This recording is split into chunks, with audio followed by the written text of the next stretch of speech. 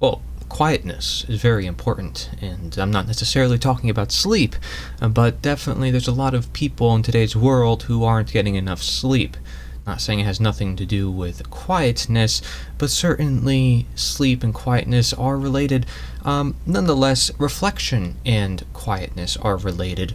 Quietness and presence, meditation and yoga and breathing, etc. There's a lot of value in quietness, but that's not the value that I'm going to be talking about when it comes to quietness. Oh, whoa, what is this? A snake? Oh my gosh. I must be here deceiving you, and oh my gosh, it's black and yellow. It must be voluntarism. See, these are the ideas that we get in our head when we see things like this. We start associating with a bunch of things. It's just a snake, for goodness sake. But we do this, and we pervert all of nature by giving it so many identities and philosophies and ideas, and we chatter our minds in this technological age where there's so much mass information. It's like, wow, you are this because of that, and this is this because of that.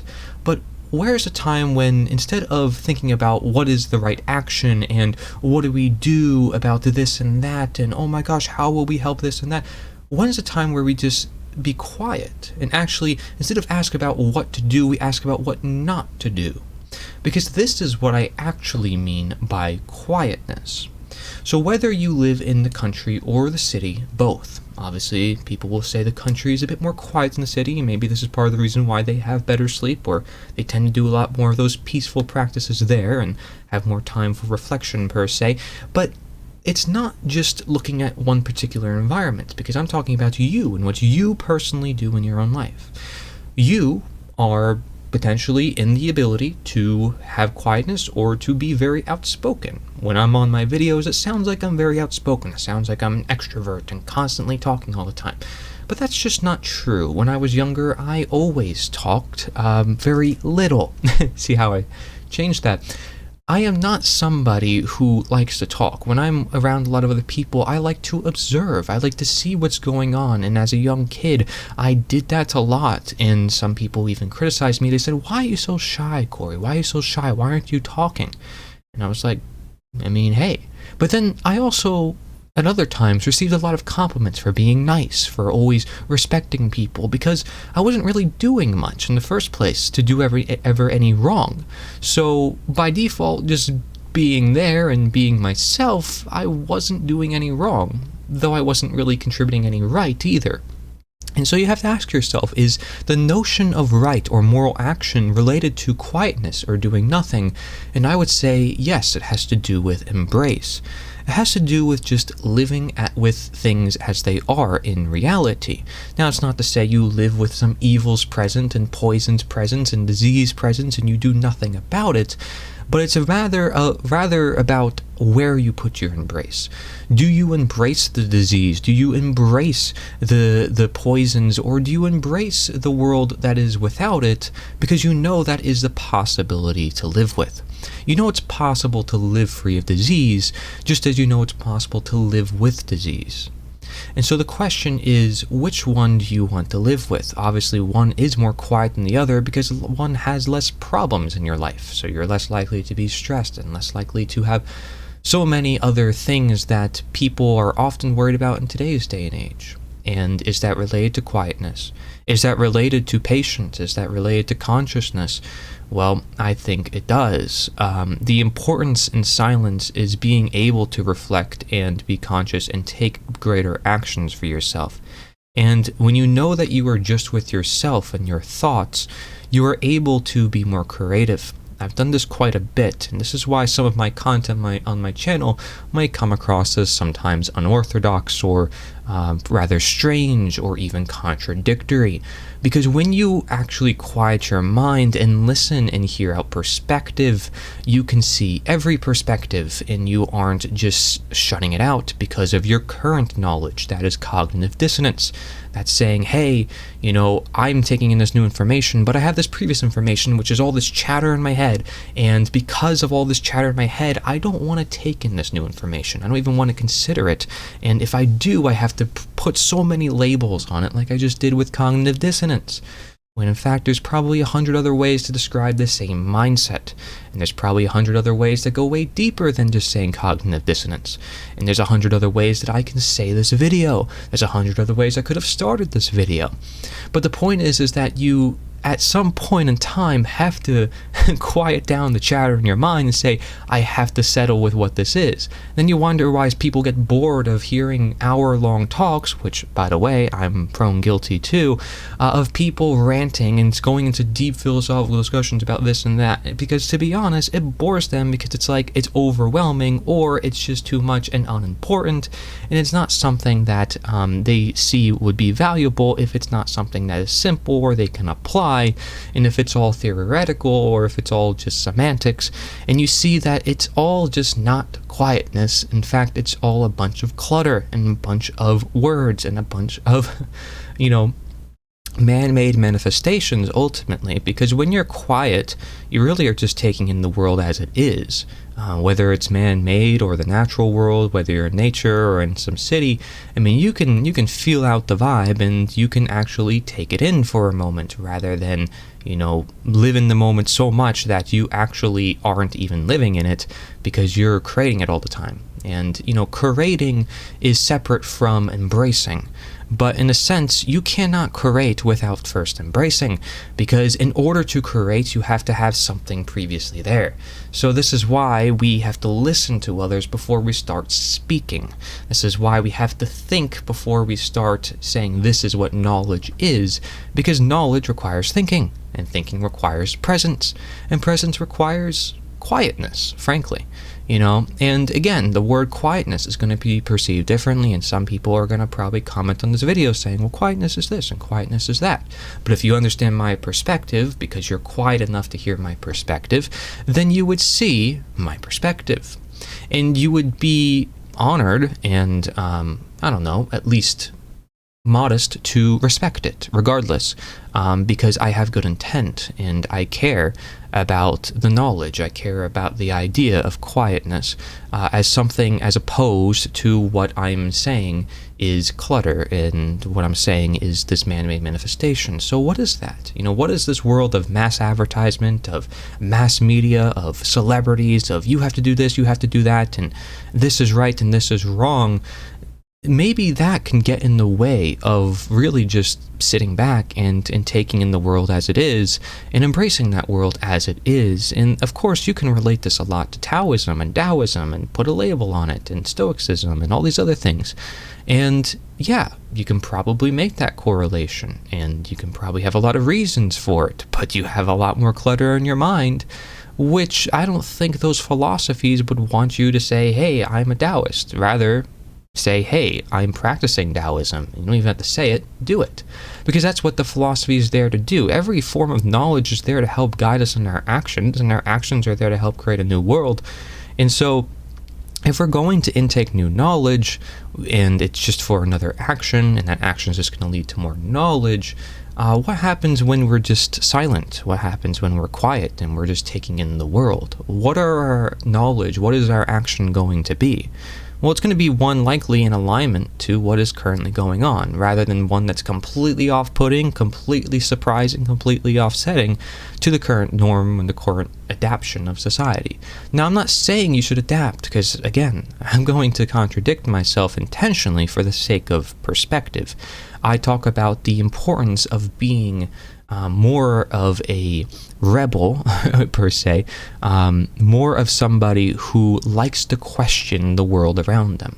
And I don't think there's anything wrong with that. In fact, that's how you attain new knowledge, but that's, again, requiring you being patient and being quiet. So whether you are embracing the world and saying, I'm going to adapt, or you're going to be that rebel who thinks for themselves, you still have to sit quiet and adapt. Because if you don't either way, you're not going to be able to live in that world. You're going to want to do something bad to yourself, or you're going to want to try to escape the world. And this is what we might see in the mentalities of people who want freedom and they realize the slavery that they're in. They're going to say as much as to go as far as to say, well, wait, I need to escape it. I need to get out of this as much as possible. they have a hard time sitting with themselves and the fact that the world is the way that it is.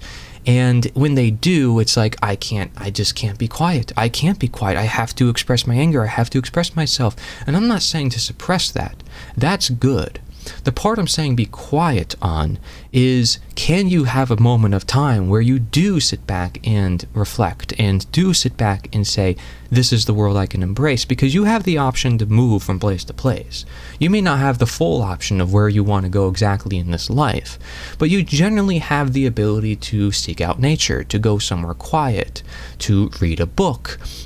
Information's at our fingertips, so you have generally pretty good direction as to if you want to be in a quiet environment or a very loud environment. So you don't really have an excuse for that. Unless, of course, you feel like you're stuck in a city where it's all just man-made stuff, but you can still find time for quietness. They make headphones, they make earbuds, you can meditate, you can still have practices where you are quiet and understand that there's not always the need to always do something. There's rather actually a need to just be something, and that something is not really anything but yourself. And being is different from doing, because doing, if you're trying to do something, you're trying to impose, you're trying to create. Whereas if you are being, you're just embracing, you're just taking in. And you can be more of the receiver than you are the giver, because in first to, again, create as it is to give, you have to first receive. You have to first receive love before you give it elsewhere. Otherwise, you're not going to see any value in love because you never received it first. But if you aren't receiving it, you have to ask yourself, well, how do I receive love? The first thing I have to do, I guess, is give it. Because if that is the relationship which helps other people receive it for themselves so they can give it, then somebody has to start the cycle of, we need to give it. So, maybe this relates to the whole idea of nothingness and somethingness, and maybe I'm going a little too extreme, but this is why you see, when I expand on this idea of quietness, why am I even speaking? I'm obviously just making it more complicated than it has to be, because it doesn't have to be more complicated than I'm just present, I'm just here. And the person who is trying to impose their will on me with violence, aka government, aka slavery, they're not wanting to be quiet. They want to say, hey, you have a voice, you have to express that voice, and hey, if you don't express your voice, we're going to make you express your voice, and if you don't agree with our voice, you have to agree with our voice. In no part of the equation does government ever say, be quiet, enjoy your life, do your thing. And if you decide not to contribute anything to society, that's fine. They don't ever embrace the idea of quietness, nonetheless the idea of embrace, because there is no world they're embracing. They're saying man can create that whole world, man has to be God, man has to decide other people what their rights are, man has to impose their will on others. So quietness is not an option, embrace is not an option, and the only embrace that people are taught then is what comes of that man-made system, which comes from their schools, which says embrace that man-made system. But the embrace is never like, hey, can you embrace the natural world around you? Can you embrace who you are authentically yourself and not some identity, not some ego? So quietness and embrace, I'm correlating here, but quietness ultimately is understanding embrace in the sense of you're embracing what is basically simple. And simplicity is something that appeals to a lot of people because they don't want to deal with all the complex mechanisms. I don't want to deal with all the complex mechanisms. That's not saying you're not pursuing truth. It's to say you're pursuing a simple truth. It's still the truth.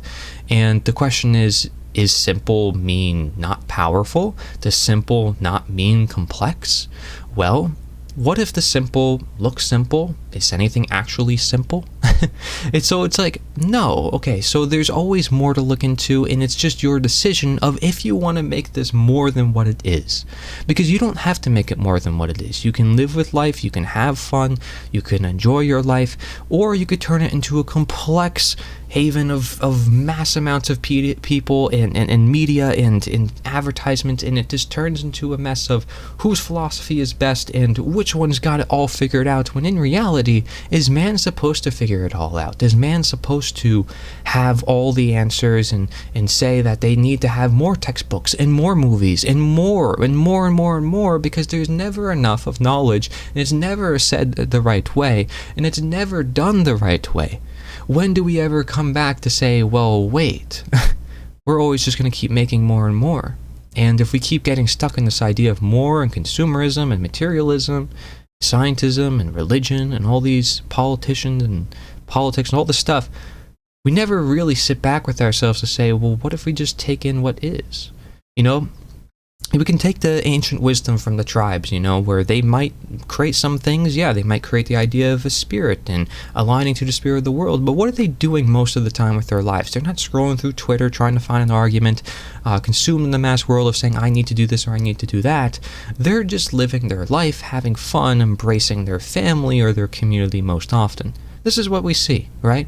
I'm not saying that we should live exactly like the people who live in tribes or live in small communities as such, but it's something worth noticing, because who is happier? The people who are always consumed, always asking for more, or the people who are generally pretty quiet and you don't hear about them online, and they're not posting pictures of themselves, and they're not asking for attention, and they're not imposing their worldview on others. They're simply living their life. Oh, but they're not contributing anything to society. Who said they had to? Who said they had to? You know, and this is the whole idea and the wisdom of the Tao and Taoism, even though I don't like to use a lot of those labels. But of course I'm going to say, hey, that label talks about quietness, I'm probably going to mention it. Does it do you any value? Well, guess what? If you can understand that you can simply embrace your life, you don't need that book. You don't need my book. You don't need anything. You don't need this video to probably tell you this. You probably understand you probably understand the fact that you could just simply embrace your life. You just choose to add different mechanisms into it. And if you're not conscious of what those mechanisms are doing, then yes, those mechanisms are probably going to take control of you. But if you're quiet with yourself and you're not consumed in too many things that are elsewhere other than yourself, then you can become more conscious of what those things are doing to you. It's like if you consume 100 different ingredients of foods at a time, and you're like, oh my gosh, what's happening to me? Why is this happening to me? It's like, well, does it have to do with the fact you just ate like hundreds of different foods and chemicals? It's like people saying, well, you know, I know the vaccine does this, I know the masks do this, I know this does this, when it's like you're looking at a population of billions of people, and you're looking at one vaccine that has hundreds of ingredients, or one food that has hundreds of ingredients. It's like, how could you even make that statement? Because there's so many different variables involved, there's so many different factors involved, and the truth is, and we've always been told this through ancient wisdom per se, which you can say goes long past, which relates to the idea of nature being forever here, is the idea that wisdom is realizing you know nothing. And if you know nothing, what is nothing but quietness? And that is honestly peace of mind. If peace means nothing is really happening and you're able to live your life, then that is quietness. To me, it's peace. To me, it is embrace. And that is something I'm always going to talk about and bring things back to once in a while on my channel. I can talk about ending this and doing that, but at the end of the day, what the ultimate action is just embracing the world we live in. And that's, again, not to say we do nothing about it. It's like pacifism. Oh, just because you're against the use of, retaliation does not mean you don't speak up or do anything about evil. No, doesn't mean you do nothing about evil. It means you approach evil differently. And I think we can take some wisdom from that. We can take wisdom from everything if we are quiet enough in our own minds to do so. This is what helps productivity, because it's not a distraction. When we are distracting ourselves, always needing more, always doing things, we're not actually quiet with ourselves. And we're not able to embrace the quietness. We can actually become afraid of the quietness. We don't know what it looks like, and then we wonder why we don't know ourselves. It starts with understanding that you can actually embrace the quietness, and a good place to start is nature, which is why a lot of people write about it. So maybe check it out. Thank you for watching. Corey Andrelot, Nature is the Answer.